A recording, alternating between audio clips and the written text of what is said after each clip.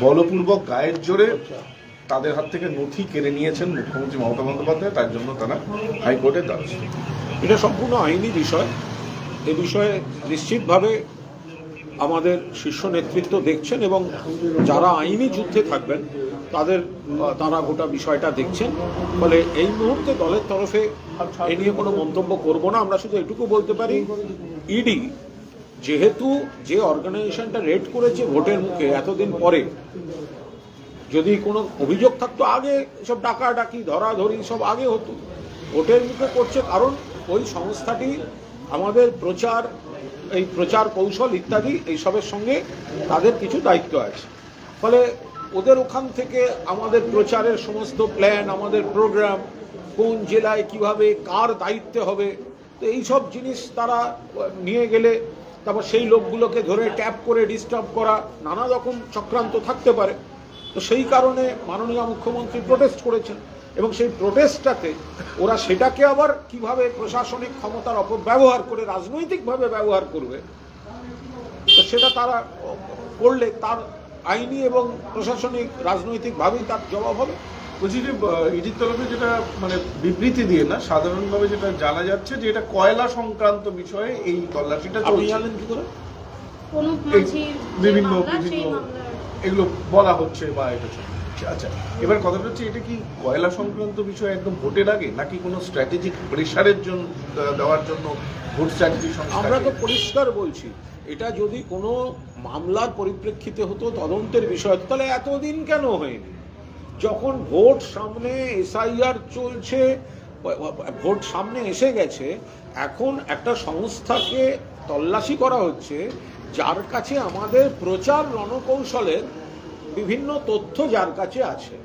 তো ফলে আমরা যদি এটা আশঙ্কা করি বা আমাদের যদি অভিযোগ হয় যে এটা ভোটের মুখে বিজেপি যেহেতু জানে খুব খারাপভাবে হারতে চলেছে, ওরা একটা বিপুল হার ওদের আছে, ফলে ওখান থেকে সব আমাদের প্রচার, আমাদের কোন জেলায়, কোন এলাকায়, কোন নেতা বা কোন টিমকে দিয়ে আমরা কি প্রচার করছি, কবে সভা, কবে মিছিল, এর ডিটেল প্ল্যান ট্যানগুলো ওই অফিসে পাওয়া যাবে। তো যদি সেখান থেকে তুলে নিয়ে যায়, পরে সেই লোকগুলোকে ট্যাপ করে হুমকি দিয়ে নানা রকমভাবে তারা করতে পারে। তো ফলে এই ভোটকে প্রভাবিত করার জন্য এই কাজ করেছে, সেটা তো আমাদের মাননীয় দলনেত্রী মুখ্যমন্ত্রী তিনি নিজেই এ বিষয়ে বলেছেন। বিরোধীরা একটা প্রশ্ন তুলছে যে কি এমন গোপন তথ্য ছিল যা নেওয়ার জন্য মুখ্যমন্ত্রী এভাবে মরিয়া ভাবে চলে গেলেন এবং তথ্যগুলোকে তার গাড়িতে তোলা হলো। যেমন তথ্য যদি কিছু থাকে, তা আমাদের প্রচারের সহযোগী উপদেষ্টা সংস্থা, তাহলে তো আমাদের দলের তৃণমূলের প্রচারের কাগজ, প্রচারের তথ্য, প্রচারের প্ল্যানিং, প্রচারের প্রোগ্রামস, জেলা ভিত্তিক প্রচারের রুট, এগুলো তো থাকবে। তো আমরা নিশ্চয়ই চাইবো না সেগুলো ইডির মাধ্যমে বিজেপির হাতে যাক। আমরা তো সেটা, এই আশঙ্কাটা তো মাননীয় মুখ্যমন্ত্রী খোলাখুলি প্রকাশ করেছেন যে আমাদের প্রচারের, ভোটের মুখে আমাদের প্রচারের সমস্ত খুঁটিনাটি, যারা যেহেতু ওরা আমাদের প্রচারের উপদেষ্টা সংস্থা, তো ফলে তাদের কাছ থেকে যদি নিয়ে যায় তাহলে তো তৃণমূলের পরিকল্পনার অনেকটাই তারা জেনে তারপর ডিস্টার্ব করবে। তো সেইটা যদি প্রোটেস্ট করেছেন মুখ্যমন্ত্রী। বিজেপি নেতা অর্জুন সিং বলছেন যে ইডি কেন মুখ্যমন্ত্রীকে গ্রেপ্তার করবে? সেটা তো দেখুন, ইডিটা যে অর্জুন সিং এর মামার বাড়ি সে তো আমি জানতাম না। তো সুতরাং যখন ওনারই মামার বাড়ি, তাহলে উনি ওখানে গিয়ে ওনাদের পার্টি বিজেপি তারাই ক্ষমতায় আছে, তারাই ইডি পাঠাচ্ছে, এইসব বাজার গরম করা কথা বলে কি হবে? আজকের আক্রমণে এটা এই তল্লাশির মুখোশ পরা আক্রমণে প্রমাণিত বিজেপি ভয় পেয়েছে, বিজেপি ভীত। সেই কারণে এই ভোটের মুখে এই রেডটা হয়েছে। এবং এমন একটা দিন যেদিন জেপি নাড্ডা শহরে ভোটের লোকদের বিশেষ বৈঠক হচ্ছে, এসব আমি বলতে পারবো না কে শহরে আছে না। এই মোটামুটি ওকে। আর একটা জিনিস বলে দিই একেবারে, যে আজ এই মুহূর্তে 52 নম্বর ওয়ার্ডে রয়েছি। 52 নম্বর ওয়ার্ড চৌরঙ্গী বিধানসভা কেন্দ্র, এবং এখানে মাননীয় বিধায়ক রয়েছেন আমাদের স্বর্ণকমল সাহা, ওনার বাড়ি এখানে পাশেই। সন্দীপান সাহা মাননীয় মেয়র পরিষদ, কাউন্সিলর রয়েছেন সোহিনী মুখোপাধ্যায়, এখানকার সব লিডারশিপ রয়েছেন। এখানে SIR এর যে হিয়ারিং চলছে তাতে নাগরিকদের জন্য সহায়তা ক্যাম্প এখানে চলছে।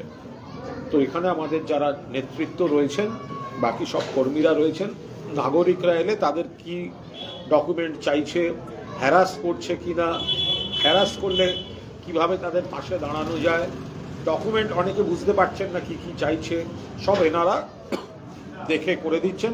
পাশাপাশি এই ওয়ার্ডে উন্নয়নের পাঁচালী অধিবেশনও খুব ভালো করে চলছে।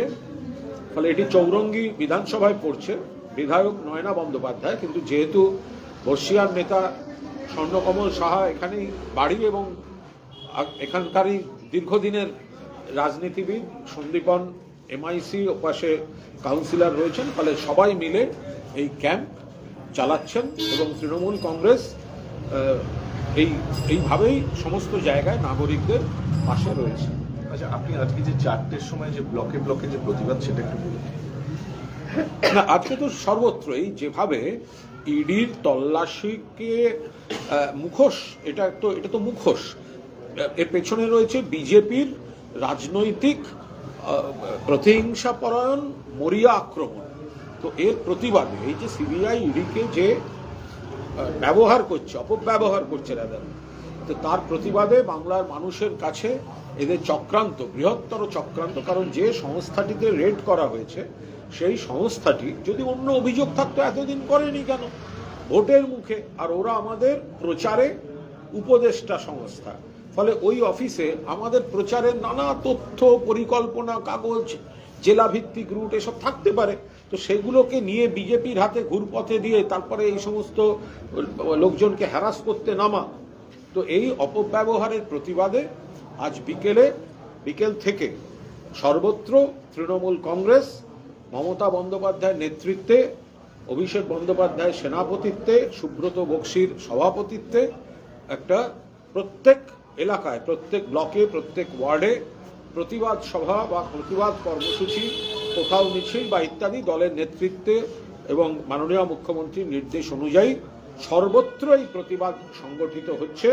যে ভারতীয় জনতা পার্টির পরাজয় নিশ্চিত বুঝে তারা বাংলাকে এক বৃহত্তর ষড়যন্ত্রের অঙ্গ হিসেবে তারা এই কুৎসিত অপরাজনীতিটা চালাচ্ছে এবং CBI ইডিকে এই কাজে ব্যবহার করছে। একটা লাস্ট প্রশ্ন, মোহাম্মদ সেলিম বলছেন যে এটা মুখ্যমন্ত্রী সুলভ আচরণ উনি করেননি, উনি ভবানীপুর থেকে দুষ্কৃতী ছাড়িয়েছিলেন, রাজীব কুমারের সময়ে তিনি ধর্ণা দিয়েছিলেন, এবার প্রদীপ জৈনের বাড়ি এবং অফিসে তিনি চলে গেলেন, এটা নিয়ে প্রতিবাদ। না, এটা ওইভাবে বিষয়টা দেখছি না। যেটা মূল বিষয়, আসলে মোহাম্মদ সেলিমদের কাজ হচ্ছে ঘুরিয়ে বিজেপিকে সমর্থন করা।